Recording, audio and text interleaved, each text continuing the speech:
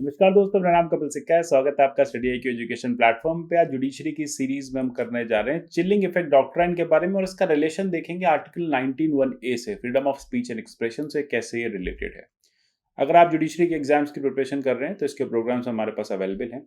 ये कोर्सेज आप नीचे डिस्क्रिप्शन बॉक्स में दिए लिंक से परचेज कर सकते हैं। ये आपके प्रीलिम्स और मेंस दोनों ही एग्जाम्स को ध्यान में रखते हुए डिजाइन किए गए हैं। आप स्टडी आई क्यू पे विभिन्न माध्यमों से हमसे जुड़ सकते हैं। इसके अलावा आप इसके पीडीएफ जो है, मेरी सारी वीडियोस की पीडीएफ आप मेरे टेलीग्राम चैनल @कपिल लाइव से डाउनलोड कर सकते हैं। आप मुझे @कपिल सिक्का पे भी फॉलो कर सकते हैं। देखो, सबसे पहले हमें समझना होगा कि आर्टिकल 19 क्या कहता है। अगर मैं आपसे बोलूं कि सारे फंडामेंटल राइट्स में सबसे ज्यादा फ्रेजाइल राइट कौन सा है, सबसे ज्यादा डिस्पेंसिबल या नॉन एब्सोल्यूट राइट कौन सा है, तो वो आर्टिकल 19 है। जब भी कोई इशू होता है, सबसे पहले सस्पेंशन, ऑटोमेटिक सस्पेंशन आप आर्टिकल 19 का देखते हैं। सबसे ज्यादा रिस्ट्रिक्शन आर्टिकल 19 पे है और गवर्नमेंट के पास सबसे ज्यादा पावर आर्टिकल 19 को रेगुलेट करने की है।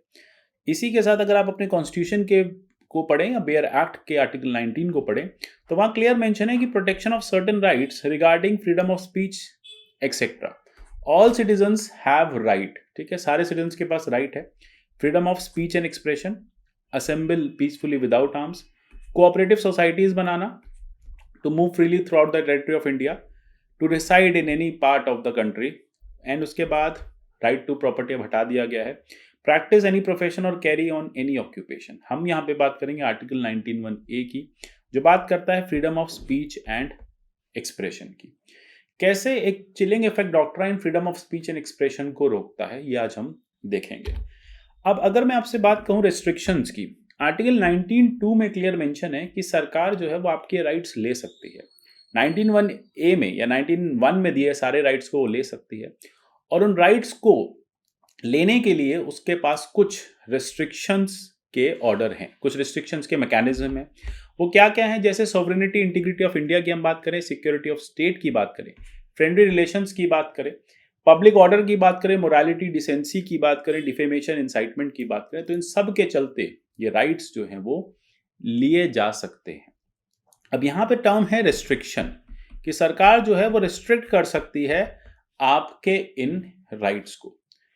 जब पहली बार कॉन्स्टिट्यूशन लिखा गया तो वहां पे टर्म रीजनेबल नहीं था, सिर्फ रेस्ट्रिक्शन था। यानी रेस्ट्रिक्शन होता है, सरकार रेस्ट्रिक्शन लगा सकती है, लेकिन क्या जो सरकार रेस्ट्रिक्शन लगा रही है वो रीजनेबल है? जैसा कि मैंने आपको बताया कि 19(1)(a) डेमोक्रेसी के लिए बहुत इंपॉर्टेंट है। अगर आप डेमोक्रेसी को एंजॉय करना चाहते हैं तो freedom of speech and expression होना चाहिए। और अगर सरकार बार बार रिस्ट्रिक्शन लगाती रहेगी तो फिर आप इस फ्रीडम को, इस राइट को कैसे एंजॉय करेंगे? ये मैटर पहली बार जब कोर्ट के पास गया 1951 में बृजभूषण और रमेश थापर केस में, तो कोर्ट ने वहां पार्लियामेंट से पूछा, सरकार से पूछा कि आप ये जो रेस्ट्रिक्शंस लगा रहे हैं लोगों पे, इसके पीछे का रीजन क्या है? आपके पास क्या कुछ रीजनेबल ग्राउंड्स हैं इसको रिस्ट्रिक्ट करने का? तो यहाँ पे सरकार ने देखा कि हमारे पास रीजनेबल ग्राउंड्स नहीं है, हमारे पास ग्राउंड्स हैं बस। तो कोर्ट ने यही सजेस्ट किया कि सिर्फ ग्राउंड्स नहीं होने चाहिए, ग्राउंड्स आपके रीजनेबल होने चाहिए। यानी अगर आप किसी के राइट्स को रोकना चाह रहे हैं, किसी के राइट्स लेना चाह रहे हैं, तो कोई रीजन आपको देना पड़ेगा और वो रीजन कॉन्स्टिट्यूशनल होना चाहिए।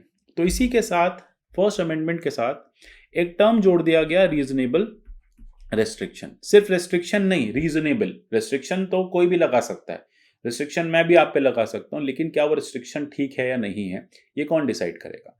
तो कोर्ट ने कहा यहां पे एक टर्म जोड़ो, रीजनेबल रेस्ट्रिक्शन, और उसके अकॉर्डिंग जो है आप डिसाइड करो। इसके बाद से फर्स्ट अमेंडमेंट के बाद से 19(2) में टर्म रीजनेबल जोड़ दिया गया। अब हम चलते हैं वापस से, ये डॉक्ट्राइन ऑफ चिलिंग इफेक्ट क्या है फिर। देखो, जैसा कि मैंने आपको यहां बताया कि रोमेश थापर केस में कोर्ट ने अलाउ कर दिया कि देखो आप रीजनेबल रेस्ट्रिक्शंस लगा सकते हो। अब ये रेस्ट्रिक्शन कितने रीजनेबल है, ये time to time court decide करेगा। ठीक है, कौन डिसाइड करेगा भाई? जैसे हमने देखा, कोर्ट जो है वो फंडामेंटल राइट्स को का प्रोटेक्टर होता है, कॉन्स्टिट्यूशन का इंटरप्रेटर होता है। तो जब जब आपकी और सरकार के बीच में मतभेद होता है राइट्स को लेकर, तो आप कोर्ट चले जाते हो। यही हुआ, बात है 2019 की, जब 370 हटाया गया तो कुछ रिस्ट्रिक्शंस जो हैं, in general restriction Jammu Kashmir में लगाए गए, उसमें 144 था। दूसरा सबसे बड़ा रिस्ट्रिक्शन था इंटरनेट विड्रॉ करना, इंटरनेट की सर्विसेज बंद कर देना। अब वहाँ एक मीडिया हाउस है, कश्मीर टाइम्स। अब कश्मीर टाइम्स अपने अखबार को डिजिटल भेजता था। अब कश्मीर टाइम्स कोट चला जाता है, ये कहता है कि यहाँ पे डॉक्ट्राइन ऑफ चिलिंग इफेक्ट जो है वो अप्लाई होता है। मतलब सरकार ने इंटरनेट के थ्रू, भाई सरकार ने मीडिया बैन नहीं किया, सरकार तो कह रही है कि अच्छा अखबार छापो, लेकिन इस डिजिटल युग में सरकार इंटरनेट बंद कर रही है और कह रही है कि अखबार को या फिर अपने मीडिया हाउस को चलाओ। तो ये तो सरकार इनडायरेक्टली हम पे रिस्ट्रिक्शन लगा रही है। तो यहीं पे डॉक्ट्राइन ऑफ चिलिंग इफेक्ट फिर से क्वेश्चन में आया कि जो काम सरकार डायरेक्टली नहीं कर सकती स्पीच को रोकने के लिए, सरकार उसे इनडायरेक्टली कर रही है। इसी को हम कहते हैं डॉक्ट्राइन ऑफ चिलिंग इफेक्ट। अच्छा, अब ये टर्म भारत में बहुत लेट आया। अगर हम बात करें वेस्टर्न डेमोक्रेसीज की, हम बात करें यूएसए की, कनाडा की, तो वहां पे भी और हमारे यहां भी कहा जाता है कि फ्री स्पीच जो है वो साइन क्वा नॉन है डेमोक्रेसी की। मतलब फ्री स्पीच बहुत इंपॉर्टेंट पार्ट है डेमोक्रेसी के लिए। एक पर्सन को अगर अपनी फ्री स्पीच को एंजॉय करना है तो सरकार को यह बात इंश्योर करनी होगी कि वो उस पर रिस्ट्रिक्शंस ना लगाए, किसी भी तरह का अनवांटेड प्रोहिबिशन नहीं होना चाहिए। और इसी के चलते डॉक्ट्राइन ऑफ चिलिंग इफेक्ट आया। इस डॉक्ट्राइन को 1965 में यूएस में पहली बार यूज किया गया और वहां पे इसको पहली बार नाम दिया गया था deterrent effect on freedom of expression. यानी आप किसी के फ्रीडम ऑफ एक्सप्रेशन पे को डेटर कर रहे हो, डेटरेंट इफेक्ट दे रहे हो। और इसी टर्म को भारत में हमने बहुत लेट रिकॉग्नाइज किया। हमने लेट 90s में 96-95 में आर राजगोपालन और एस खुशबू कनिमल केस में हमने ये कहा कि जो डॉक्ट्राइन ऑफ चिलिंग इफेक्ट है वो फ्रीडम ऑफ एक्सप्रेशन को ले लेता है। तो कोर्ट ने कहा कि लॉज इस तरह से बनने चाहिए कि चिलिंग इफेक्ट नहीं दिखना चाहिए उन राइट्स पे। मतलब जैसे कि मैं आपको वापस से इमरजेंसी पे ले जाता हूं, बात है 1975 की। अब तब तक doctrine of chilling effect India में कोर्ट्स ने एक्सेप्ट नहीं किया था, क्योंकि अभी वेस्ट में चल रहा था, हमारे यहाँ नहीं था सच। लेकिन क्या मीडिया पहले भी सरकार के खिलाफ या फ्रीडम ऑफ एक्सप्रेशन को एंजॉय करने के लिए कोर्ट जाती रही है? 1975 की बात है, जब इमरजेंसी आती है, इन्वोक होती है, तो सरकार अपना क्रिटिसिज्म रोकने के लिए मीडिया हाउसेस को डायरेक्टली इनडायरेक्टली रेगुलेट करना शुरू कर देती है। उसमें एक बहुत इंपॉर्टेंट केस है Bennett Coleman versus union of India, Indian express newspapers Bombay private limited versus union of India. ये दो इंपॉर्टेंट केसेस हैं। अब सरकार को रोकना था मीडिया का फ्रीडम, डायरेक्टली तो रोक नहीं सकते थे क्योंकि 19(1)A में हमें कोई रीजन नहीं मिल रहा था। प्लस रीजन ही नहीं, हमें एक प्रॉपर रीजन भी देना था, एक ऐसा रीजन देना था जो कोर्ट मान ले। सरकार को पता था कि ऑलरेडी इमरजेंसी का टाइम है, इमरजेंसी के टाइम में हम फ्रीडम को, अगर मीडिया की फ्रीडम को कर्टेल करेंगे तो मीडिया कोर्ट जाएगी तो कोर्ट स्ट्राइक ऑफ कर देगी हमारे रेस्ट्रिक्शंस को। सरकार ने क्या किया, न्यूज़ प्रिंट जो है वो विदेश से इंपोर्ट होता था, अखबार का कागज। अब उस कागज को रेगुलेट करना शुरू कर दिया सरकार ने। MRTP एक्ट में इंपोर्ट कंट्रोल लगाना शुरू कर दिया कि एक मीडिया हाउस 1 टन से, मैं एक एग्जांपल दे रहा हूं, 1 टन से ज्यादा कागज इंपोर्ट नहीं कर सकता। अब टाइम्स ऑफ इंडिया और इंडियन एक्सप्रेस न्यूज़पेपर हर महीने 2 टन यूज करते हैं। अब मैं उनसे कहूं कि आप 1 टन ही अखबार का कागज मंगाओगे तो इसका मतलब आप अखबार का साइज छोटा करोगे, कम अखबार छापोगे। अगर आप यूजुअली रोज 10 पन्नों का अखबार छापते हैं तब आप 5 पन्नों का छापेंगे। तो जब 5 पन्नों का छापोगे तो सीधी सी बात है कि न्यूज कम जाएगी, और न्यूज कम जाएगी तो सरकार की क्रिटिसिज्म कम जाएगी। तो यही होता है डॉक्ट्राइन ऑफ चिलिंग इफेक्ट कि सरकारें जो चीज डायरेक्टली नहीं कर सकती फ्रीडम ऑफ स्पीच को रोकने के लिए, सरकार इनडायरेक्टली चिलिंग इफेक्ट के थ्रू करती है। और इसलिए कहा गया है कि चिलिंग इफेक्ट जो है वो freedom of speech and expression को कर्टेल करता है। इसके अलावा इसको हमने और डिटेल में, ये तो बात है 1975 की, उसके बाद बहुत सारे केसेस आते रहे। कभी कोर्ट ने डायरेक्टली इंडिया में इस चिलिंग इफेक्ट को यूज नहीं किया, अप्लाई नहीं किया, लेकिन हाँ 2000 के बाद से कोर्ट इस बात पे चर्चा करने लगा। अभी भी इंडिया में बहुत डेवलप कॉन्सेप्ट नहीं है कोर्ट्स में, ये वेस्ट में हो चुका है। लेकिन अगर आप बात करें 2015 के श्रेया सिंगल केस की, तो श्रेया सिंगल के केस में भी ये हुआ था। एक 15 से 18 साल 20 साल की लड़की, जिसने अपने राइट टू एक्सप्रेशन को यूज किया इंटरनेट पे। उसने अब कुछ लिखा किसी फेमस पॉलिटिशियन के बारे में, वो उसका freedom to speech and expression था। अब उस फीमेल को बुक कर लिया गया section 66A of IT act में। Section 66A of IT act क्या कहता है? वो पुलिस को एक पावर देता है, वो राज्य सरकारों को पावर देता है कि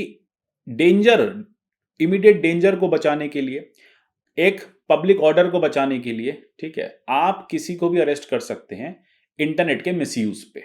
अब ये इंटरनेट का मिसयूज क्या है, ये चीज वहां डिफाइन नहीं थी section 66A of IT act में। अब जब ये IT एक्ट में 66A डाला गया था 2008 में, तो वहां पे सरकार ने ये नहीं बताया कि ये पब्लिक ऑर्डर किसको मानोगे। मतलब मैं अपनी मेरी अभिव्यक्ति की आज़ादी के चलते मैं इंटरनेट पे कुछ लिखता हूं, तो क्या सरकार उसको हटा देगी क्योंकि वो सरकार के खिलाफ है, या फिर मैं सरकार को क्रिटिसाइज कर रहा हूं। तो इसी बात पे कोर्ट ने जब इस जजमेंट को लिया Shreya Singhal versus union of India को, तो रिहा भी किया श्रेया सिंघल को, और सरकार की और पुलिस की डांट भी लगाई कि ये सेक्शन 68 मिसयूज है। ये एक चिलिंग इफेक्ट है freedom of speech and expression पे। एक तरफ आप freedom of speech and expression दे रहे हो, दूसरी तरफ आप 66A से उसको रोक रहे हो। इसलिए कोर्ट ने 66A को स्ट्राइक ऑफ कर दिया, हटा दिया। इसी तरह से आप आगे देखेंगे, सेडिशन को भी हम चिलिंग इफेक्ट के प्रिंसिपल में ही डालते हैं। अब एक तरफ आपके पास अभिव्यक्ति की आजादी है, बोलने की आजादी है, लेकिन आपकी इस आजादी को सेडिशन के नाम पे रोक लिया जाता है।